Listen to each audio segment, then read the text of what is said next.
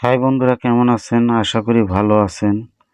তো বন্ধুরা, অনেক দিন হলে আপনাদের মাঝে ভিডিও দেওয়া হয় না, কারণ আমার আইডিটি একটু প্রবলেম হয়েছিল।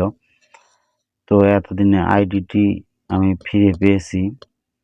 তো যাই হোক বন্ধুরা, এখন ইনশাল্লাহ নিয়মিত ভিডিও পাবেন।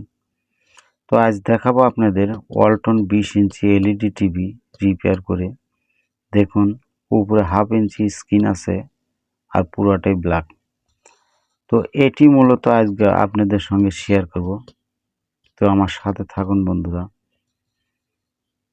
আমি ভিডিওটি কাটবো না, পুরোটাই আপনাদের দেখাবো এবং বোঝানোর চেষ্টা করব ভালোভাবে, যাতে আপনারা বুঝতে পারেন।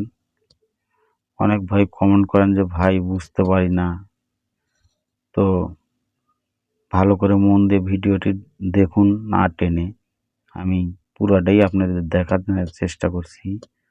তো দেখুন বন্ধুরা, এটি মূলত অড ইভেন থেকেই প্রবলেম হয়। এর আগে আমি অনেক ভিডিওতে বলেছি যে এই সমস্ত প্রবলেম অড এবং ইভেন, অর্থাৎ LC1 LC2 থেকে এই প্রবলেমটি হয়। তো এই দেখুন, এটি LC1 এই সাইড গেছে, এই কপে লেফট কপে গেছে এই দুটি, আর এই যে এটি আর এটি আপনার বাম দিকে, আর উপরের দুটি গেছে ডান দিকে, এই দুটি ডানে গেছে। এই মুরের দুটি LC1 LC2। দেখুন ভোল্টেজ কিন্তু ঠিকই আছে বন্ধুরা, এই যে অড ইভেন কাজ করছে। তো কাজ না করলে আপনার ওই হাফ ইঞ্চি স্ক্রিনও আসবে না, মানে পুরোটাই ব্ল্যাক হবে, ভোল্টেজই পাবে না। তো এটা শর্ট না, কিন্তু একটি প্রবলেম হয়ে যায়। হয়তো আয়রন জমার কারণে এটি প্রবলেম করে। তো বন্ধুরা, এই word even DC to DC আইসির থেকে সরাসরি বাম সাইডে, ডান সাইডে যাবে আপনার ডিসি টু ডিসি আইসির থেকে সরাসরি, আর বাম সাইডে যাবে 0 ohms রেজিস্ট্যান্স দিয়ে। আমি আপনাদের দেখাই দেবো বন্ধুরা, যে কোথা থেকে কোথায় যায়। আমি সব কিছু ডিটেলে বলে দেবো।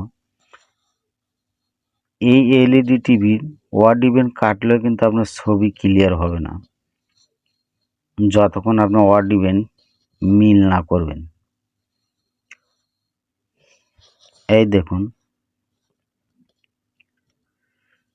এই যে রেজিস্ট্যান্সগুলা, এই যে ওয়ার্ড ইভেন, এই মোড়ের দুইটি হচ্ছে আপনার ওয়ার্ড এবং ইভেন, দুইটি সরাসরি আইসির থেকে গেছে এক সাইডে কপে, আর 0 ohms রেজিস্ট্যান্স দিয়ে গেছে আরেক সাইড। এই যে আমি রেজিস্ট্যান্স দুটি তুলে দিচ্ছি।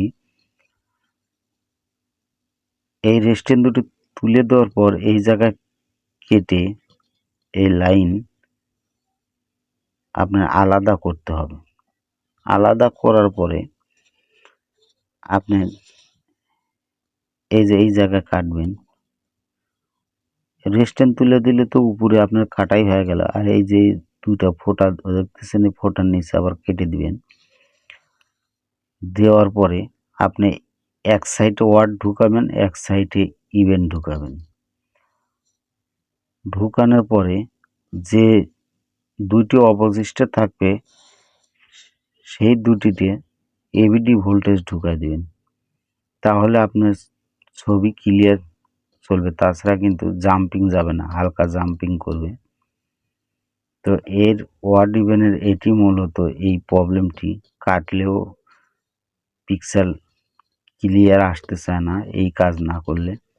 তো দেখুন, আমি এটি কেটে দিয়েছি, এই যে ওয়ার্ড ইভেন মিল করে দিয়েছি। এই সাইডে একটি রেখেছি আর ওই সাইডে একটি রেখেছি, আর একটার সঙ্গে আমি এবিডি লাইন কানেক্ট করেছি, তাতে দেখুন ছবিটি একদম ক্লিয়ার, কোনো জাম্পিং নেই।